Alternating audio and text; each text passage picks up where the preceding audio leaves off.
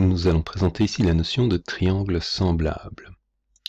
Voici donc un triangle, 3 sommets, 3 côtés, 3 angles. Je peux déplacer les points et j'obtiens bien sûr des triangles, plutôt comme ça, j'obtiens toujours des triangles différents. Pourquoi différents? Parce qu'on sera assez convaincu que le triangle qui est ici, c'est un triangle qui est basé sur 3 sommets, qui a 3 angles, que les angles de ce triangle sont assez clairement différents des angles de ce triangle-ci. Ces deux triangles sont bien deux triangles différents.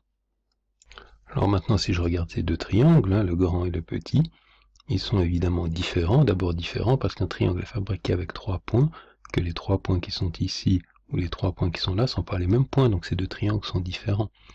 Pourtant, si je transforme un peu le deuxième triangle, par exemple, je le prends comme ça, ou je le prends comme ça, on voit bien que le nouveau grand triangle ici est bien clairement toujours différent de celui-ci. Les points sont situés dans des endroits différents du plan, donc ce sont des triangles différents, mais il y a quand même quelque chose entre le grand triangle et le petit triangle qui reste commun. Si je bouge encore, je le vois ici, même chose entre ce triangle-là et celui-ci, il y a quelque chose qui reste commun.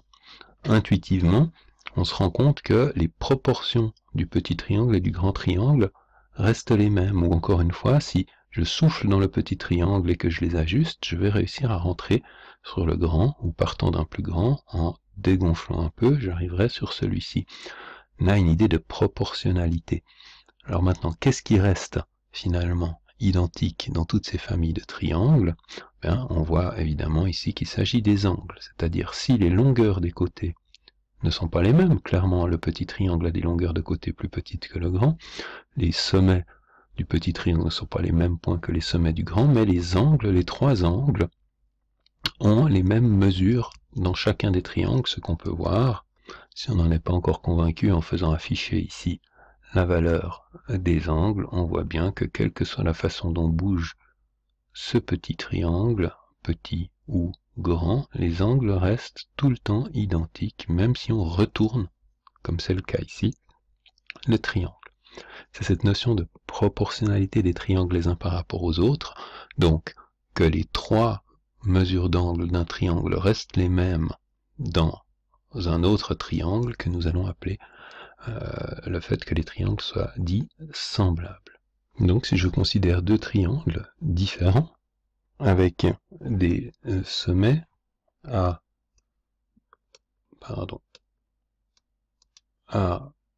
B, C et le plus petit des F, donc des sommets différents, mais si je considère les angles, donc ici en A, on va avoir un angle alpha, en B un angle bêta, en C un angle gamma, et si dans le deuxième triangle je retrouve un angle alpha, un angle bêta et un angle gamma, donc retrouver, c'est pas seulement qu'ils ont, c'est vraiment que la mesure de cet angle est la même que celui-ci, donc les mesures de celui-ci la même que la mesure de celui-ci, la mesure de celui-là la même que la mesure de celui-ci, donc si je considère les 3 mesures d'angle dans ce triangle et les 3 mesures d'angle dans ce triangle, je trouve les mêmes 3 mesures dans les deux triangles. Dans cette situation, on dit que les deux triangles sont semblables.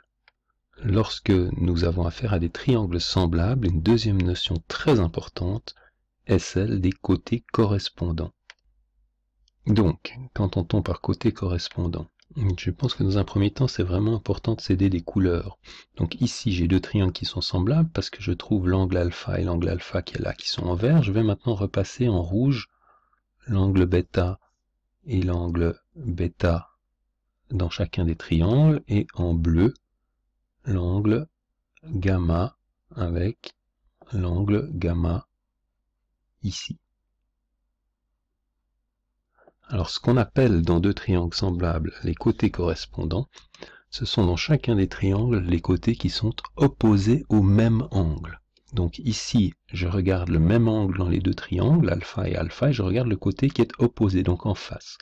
Donc ce côté-ci et le côté qui est en face, celui-là, vont être appelés côtés correspondants. Alors, la notation générale dans les triangles, c'est que le côté qui est opposé au sommet grand E se note petit e, et ici en face de A, petit a. Donc attention, bien sûr, les angles alpha sont identiques dans les deux triangles, mais les côtés opposés, E ici, A ici, ne sont pas forcément, et même a priori jamais de même longueur. On va les appeler côtés correspondants. De la même façon, celui qui est en face de bêta ici, donc petit d, celui qui est en face de bêta ici, opposé, petit b, seront correspondants, et enfin, celui qui est en face de gamma f et celui qui est en face de gamma c seront correspondants. Ainsi, en résumant, on dira que A et E sont correspondants, B et D correspondants, C et F également correspondants. Faites attention toujours aux notations. Ici, j'ai noté A, B, C dans cet ordre, alpha, bêta, gamma, alors qu'ici, j'ai noté D, E, F dans l'ordre bêta, alpha, gamma. Donc, le nom qu'on donne aux lettres, que ce soit pour les sommets, pour les longueurs de côté, pour les angles, est toujours finalement sans signification propre, et il faut bien être attentif de regarder ce qui se passe dans le cas particulier. En l'occurrence ici, comme ce qui nous intéresse, c'est vraiment l'égalité des angles, donc c'est alpha qu'on regarde, à quel endroit est-ce qu'on a le même angle alpha, donc le sommet E avec le sommet A, et donc le côté E avec le côté A, puis ensuite c'est grand D, le sommet D qui est avec le sommet B, donc c'est bien ce côté-là, D, qui va avec B, etc. Donc si je résume, deux triangles sont dits semblables si et seulement si ils ont des mesures d'angle égales, et quand deux triangles sont semblables, leurs côtés correspondants sont ceux qui sont opposés aux angles de même mesure.